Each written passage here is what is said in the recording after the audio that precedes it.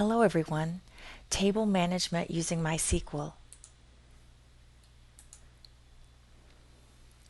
When you create a table, you can specifically tell it what storage engine to use. In this case, we've told it to use ISAM. We've created a table using our normal technique. We've specified a primary key of person ID, and then at the end, outside of the parentheses, we've set engine equal MyISAM. You can always look at a table structure using describe. Use describe and then the name of the table, describe person. It simply shows us the structure of that table, the data types, and under key it shows the primary key that we just created.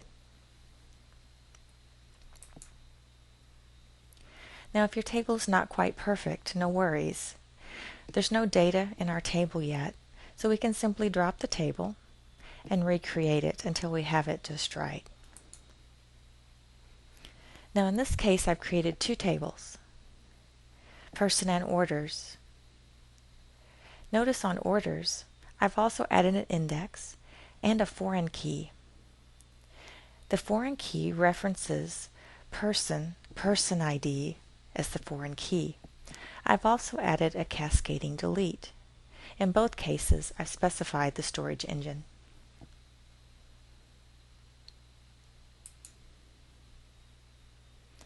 Now here I have a source file. Under doc sharing there are files saved as .sql files. You can open that file using Notepad. It's just a text file. Then copy and paste. Control A is a shortcut for selecting all the text. Control C will copy. Then just paste this into your Workbench query window. And just run it like any other query. This will load data into a table called sDepartment.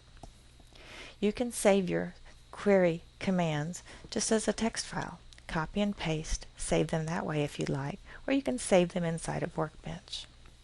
But just download your file from doc sharing, open it with Notepad, copy it from Notepad into your query window, and run your query that way.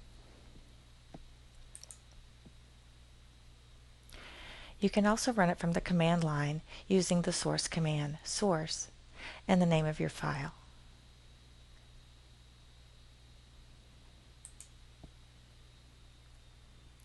Perhaps you're creating a new table, but it's very similar to an existing table.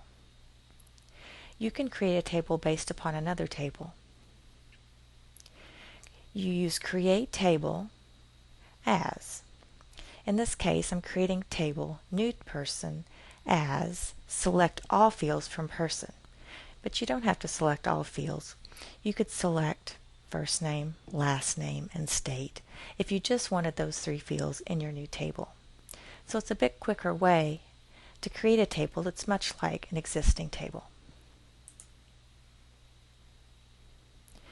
Now when I describe new person, you can see it turned out exactly like my old person. Now after you've created it, perhaps you want to change it a bit. Use alter. You can use this on an existing table. It's nice if you have a table that already has data in it.